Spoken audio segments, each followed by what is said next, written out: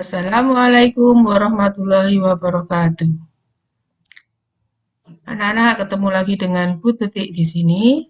Hari ini kita akan belajar bersama tentang penjumlahan dan pengurangan berbagai bentuk pecahan.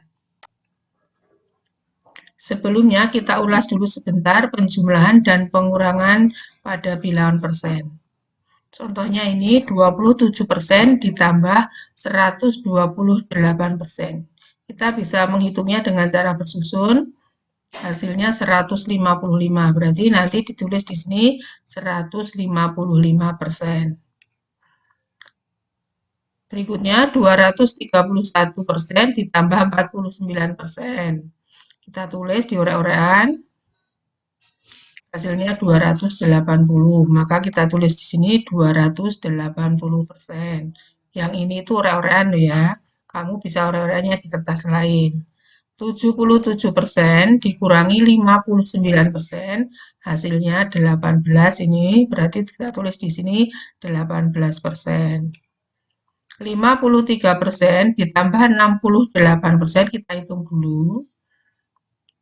Ini hasilnya 121, kemudian dikurangi 12, jadi hasilnya 109. Hasilnya berarti 109%. Gampang kan? Ya, dicermati. Kalau misalnya kamu bisa menjumlah dalam bentuk bersusun, dipastikan kamu bisa menyelesaikan soal ini. Sekarang penjumlahan dan pengurangan yang melibatkan berbagai bentuk pecahan. Contohnya ini 0,5 ditambah 30%. Yang 0,5 ini adalah bentuk desimal dan yang ini bentuk persen. Nah, ini akan kita apakan? Sebelum kita mengerjakan, kita lihat dulu ini bentuk soalnya itu apa? Apakah isian atau pilihan ganda?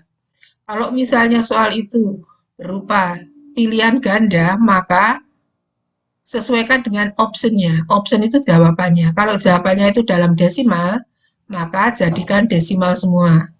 Kalau optionnya atau jawabannya itu dalam persen, maka jadikanlah persen semua. Kalau pilihannya itu dalam pecahan biasa, maka jadikan pecahan biasa. Kalau ini karena soalnya itu bentuknya hanya isian, berarti kita bebas.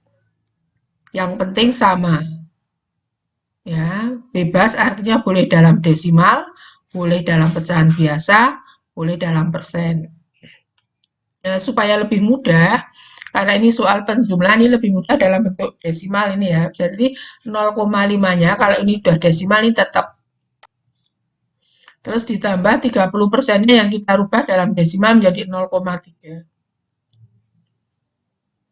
Jadi nanti kita ora-oranya 0,5 tambah 0,3 hasilnya 0,8.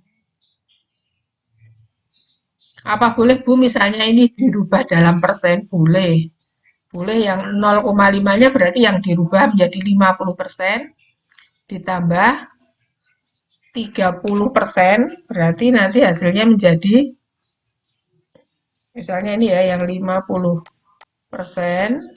ditambah 30%, jadi hasilnya menjadi 80%. Kalau akan dijadikan ke persen, boleh seperti itu. Contoh yang kedua, 0,75 ditambah 1/3/5. Ini juga yang satu desimal, yang satu campuran. Kita ubah saja ke dalam bentuk desimal yang gampang. Jadi 0,75 ditambah 1/3/5-nya itu menjadi 1,6. Kita hitung di orek-orekan, jadi hasilnya 2,35. Ini hasilnya 2,35. Sampai di sini paham?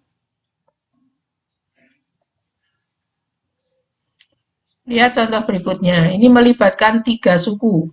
1,5 dikurangi 67% ditambah 2/3/4. Ini melibatkan ada pecahan desimal, persen, dan campuran.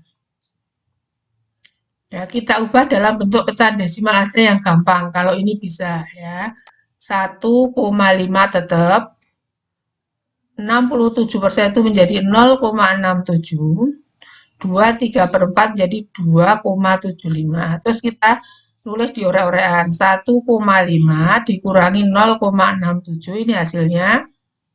Ini jangan lupa jangan 7 kurangi 0, tapi ini 10 dikurangi 3, 10 dikurangi 7 itu 3, 14 dikurangi 6, 8, kemudian depannya 0, 0,83, terus ditambah 2,75, hasilnya 8, 5, nyimpen 1, 3, jadi hasilnya 3,58. Jelas ya? Ayah mengecat tembok dibantu Pak Tarman. Hari ini ayah berhasil menyelesaikan 25% dan Pak Tarman mengecat 40%. Sisa tembok yang belum dicat berapa persen?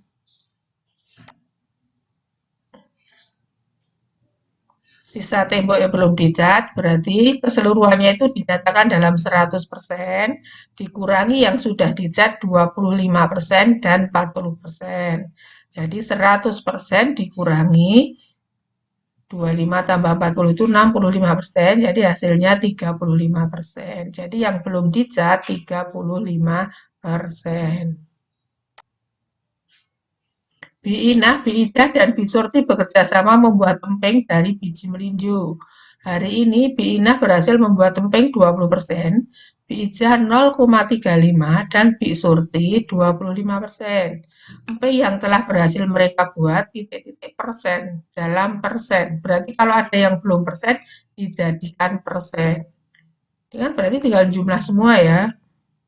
Yang telah dibuat berarti 20% ditambah yang 0,35 ini jadikan persen menjadi 35% dan 25% ditambahkan lagi jadi hasilnya 80%.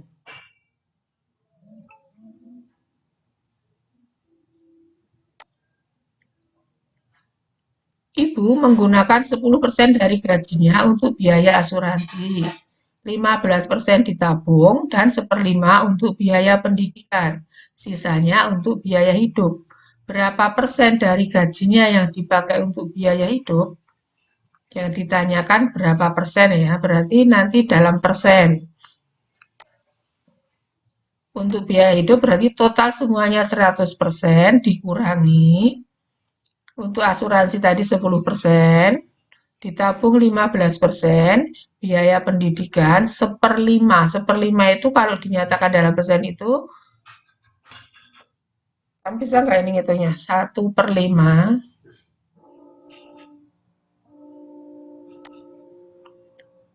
1/5 itu jadikan per 100. Ini kan 5 menjadi sekali 20 berarti ini 20%. 20 per 100 artinya 20%. Jadi 20% itu asalnya dari sini. Ya, kalau sudah, ini kita hitung 100% dikurangi 45% sama dengan 55%. Paham? Saya yakin kalian nanti bisa mengerjakan soal latihan. Demikian penjelasan kali ini. Terima kasih. Wassalamualaikum warahmatullahi wabarakatuh.